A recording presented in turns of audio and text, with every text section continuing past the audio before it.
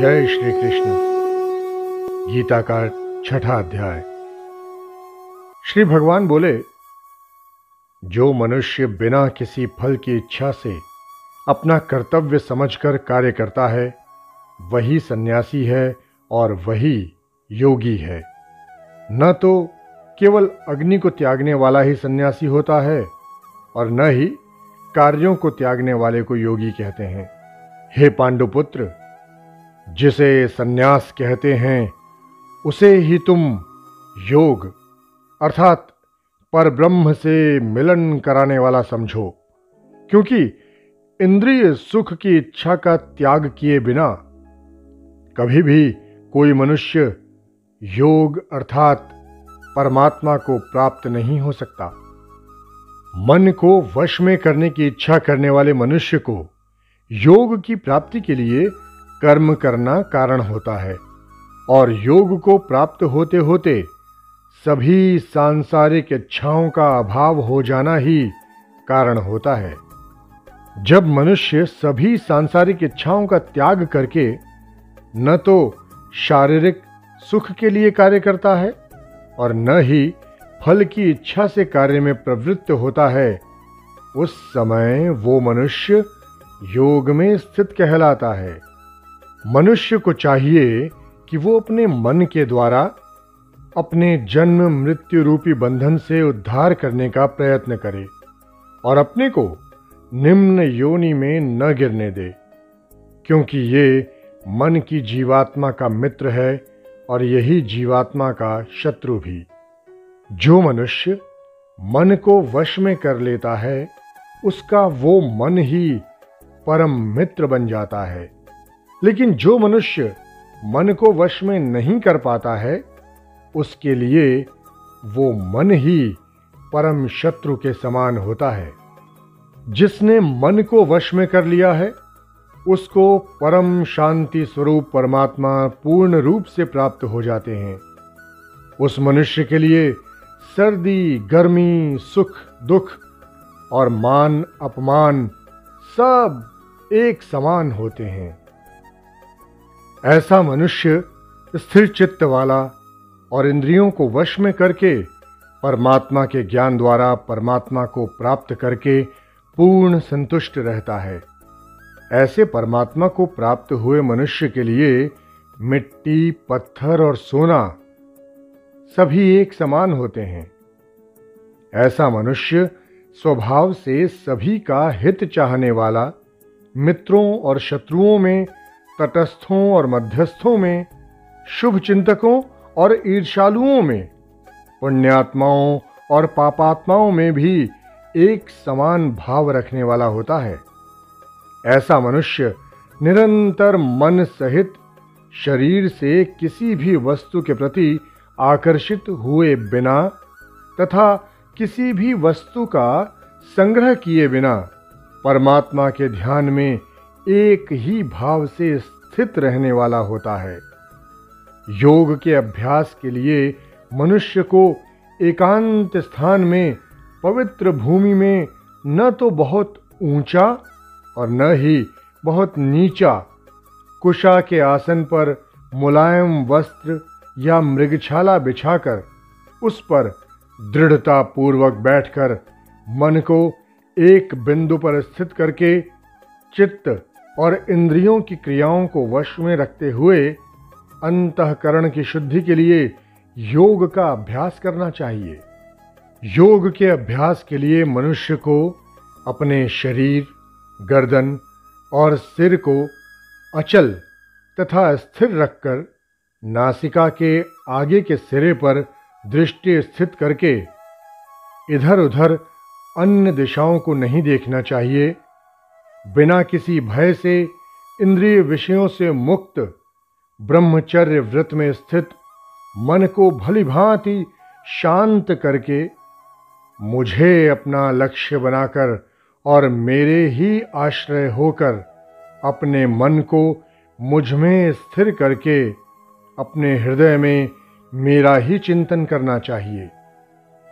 इस प्रकार निरंतर शरीर द्वारा अभ्यास करके मन को परमात्मा स्वरूप में स्थिर करके परम शांति को प्राप्त हुआ योग में स्थित मनुष्य ही सभी सांसारिक बंधन से मुक्त होकर मेरे परम धाम को प्राप्त कर जाता है। हे अर्जुन, योग में स्थित मनुष्य को न तो अधिक भोजन करना चाहिए और न ही कम भोजन करना चाहिए, न ही अधिक सोना चाहिए और न ही सदा जागते रहना चाहिए। नियमित भोजन करने वाला, नियमित चलने वाला, नियमित जीवन निर्वाह के लिए कार्य करने वाला और नियमित सोने वाला योग में स्थित मनुष्य सभी सांसारिक कष्टों से मुक्त हो जाता है। योग में स्थित मनुष्य का योग के अभ्यास द्वारा विशेष रूप से मन जब आत्मा में स्थित परमात्मा में ही विलीन हो जाता है, तब वो सभी प्रकार की सांसारिक इच्छाओं से मुक्त हो जाता है। उस समय वो पूर्ण रूप से योग में स्थिर कहा जाता है। उदाहरण के लिए, जिस प्रकार बिना हवा वाले स्थान में दीपक की लौ बिना इधर उधर हुए स्थिर रहती है, उसी प्रकार योग में स्थित मनुष्य का मन निरंतर आत्मा में स्थित परमात्मा में स्थिर रहता है। योग के अभ्यास द्वारा जिस अवस्था में सभी प्रकार की मानसिक गतिविधियां रुक जाती हैं, उस अवस्था या समाधि में मनुष्य अपनी ही आत्मा में परमात्मा को साक्षात्कार करके अपनी ही आत्मा में पूर्ण संतुष्ट रहता है।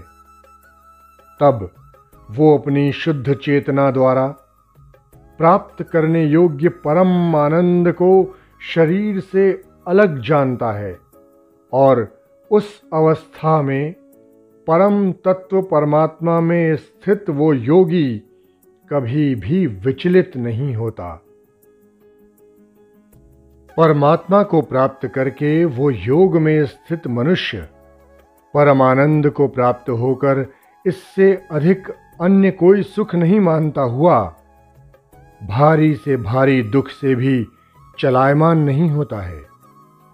मनुष्य को चाहिए कि दृढ़ विश्वास के साथ योग का अभ्यास करते हुए सभी सांसारिक संसर्ग से उत्पन्न दुखों से बिना विचलित हुए योग समाधि में स्थित रहकर कार्य करे। मनुष्य को चाहिए कि मन से उत्पन्न होने वाली सभी सांसारिक इच्छाओं को पूर्ण रूप से त्याग कर और मन द्वारा इंद्रियों के समूह को सभी ओर से वश में करे। मनुष्य को चाहिए कि क्रमशः चलकर बुद्धि द्वारा विश्वास पूर्वक अभ्यास करता हुआ मन को आत्मा में स्थित करके परमात्मा के चिंतन के अलावा अन्य किसी वस्तु का चिंतन न करे। मनुष्य को चाहिए कि स्वभाव से स्थिर न रहने वाला और सदा चंचल रहने वाला ये मन जहां जहां भी प्रकृति में जाए, वहां वहां से खींचकर अपनी आत्मा में ही स्थिर करे। योग में स्थित मनुष्य का मन जब परमात्मा में एक ही भाव में स्थिर रहता है और जिसकी रज गुण से उत्पन्न होने वाली कामनाएं भली प्रकार से शांत हो चुकी हैं, ऐसा योगी सभी पाप कर्मों से मुक्त होकर परमानंद को प्राप्त करता है। इस प्रकार योग में स्थित मनुष्य निरंतर योग अभ्यास द्वारा सभी प्रकार के पापों से मुक्त होकर सुखपूर्वक पर ब्रह्म से एक ही भाव में स्थिर रहकर दिव्य प्रेम स्वरूप परमानंद को प्राप्त करता है। योग में स्थित मनुष्य सभी प्राणियों में एक ही आत्मा का प्रसार देखता है और सभी प्राणियों को उस एक ही परमात्मा में स्थित देखता है। ऐसा योगी सभी को एक समान भाव से देखने वाला होता है। जो मनुष्य सभी प्राणियों में मुझ परमात्मा को ही देखता है और सभी प्राणियों को मुझ परमात्मा में ही देखता है, उसके लिए मैं कभी अदृश्य नहीं होता हूँ और वो मेरे लिए कभी अदृश्य नहीं होता। योग में स्थित जो मनुष्य सभी प्राणियों के हृदय में मुझको स्थित देखता है और भक्ति भाव में स्थित होकर मेरा ही स्मरण करता है, वो योगी सभी प्रकार से सदैव मुझ में ही स्थित रहता है। हे अर्जुन, योग में स्थित जो मनुष्य अपने ही समान सभी प्राणियों को देखता है, सभी प्राणियों के सुख और दुख को भी एक समान रूप से देखता है, उसी को परम पूर्ण योगी समझना चाहिए। अर्जुन ने कहा, हे मधुसूदन, ये योग की विधि जिसके द्वारा समत्व भाव दृष्टि मिलती है, जिसका कि आपके द्वारा वर्णन किया गया है, मन के चंचलता के कारण मैं इस स्थिति में स्वयं को अधिक समय तक स्थिर नहीं देखता हूं।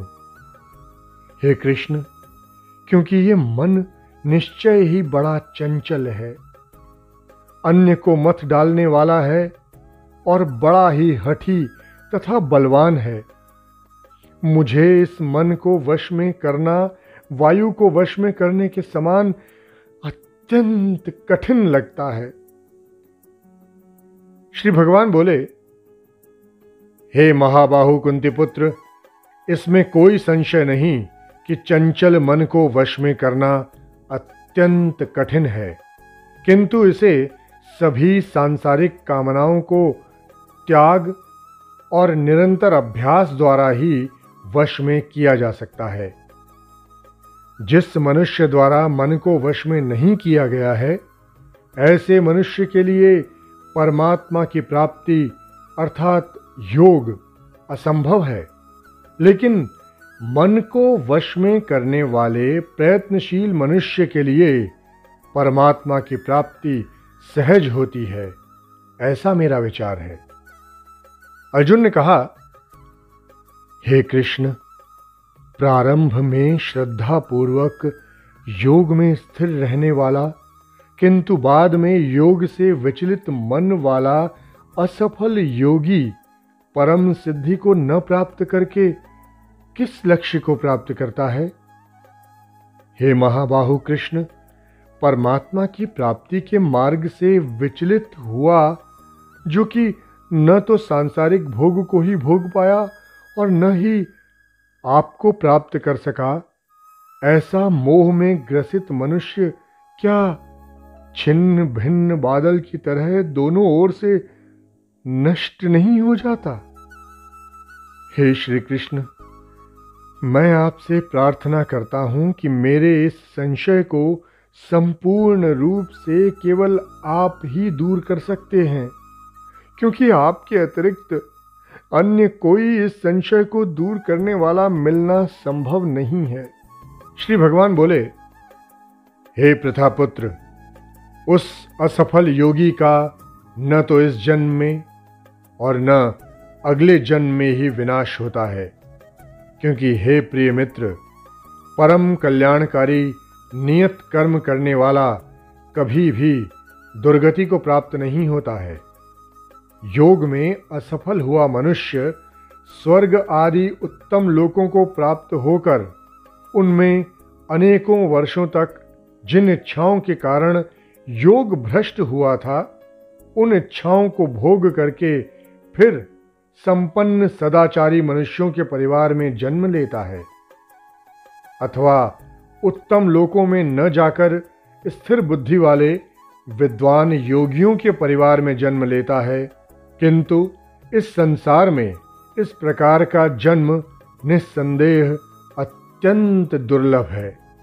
हे कुरुनंदन, ऐसा जन्म प्राप्त करके वहां उसे पूर्व जन्म के योग संस्कार पुनः प्राप्त हो जाते हैं और उन संस्कारों के प्रभाव से वो परमात्मा रूपी परम सिद्धि को प्राप्त करने के उद्देश्य से फिर से प्रयत्न करता है। पूर्व जन्म के अभ्यास के कारण वो निश्चित रूप से परमात्मा पथ की ओर स्वतः ही आकर्षित हो जाता है। ऐसा जिज्ञासु योगी शास्त्रों के अनुष्ठानों का उल्लंघन करके योग में स्थित हो जाता है। ऐसा योगी समस्त पाप कर्मों से शुद्ध होकर अनेक जन्मों के कठिन अभ्यास से इस जन्म में प्रयत्न करते हुए परम सिद्धि को प्राप्त करने के पश्चात परम गति को प्राप्त करता है। तपस्वियों से योगी श्रेष्ठ है, शास्त्र ज्ञानियों से भी योगी श्रेष्ठ माना जाता है और सकाम कर्म करने वालों की अपेक्षा भी योगी श्रेष्ठ है। इसलिए हे अर्जुन, तुम योगी बनो। सभी प्रकार के योगियों में से जो पूर्ण श्रद्धा सहित संपूर्ण रूप से मेरे आश्रित हुए अपने अंतःकरण से मुझको निरंतर स्मरण करता है, ऐसा योगी मेरे द्वारा परम योगी माना जाता है। छठा अध्याय समाप्त। जय श्री कृष्ण।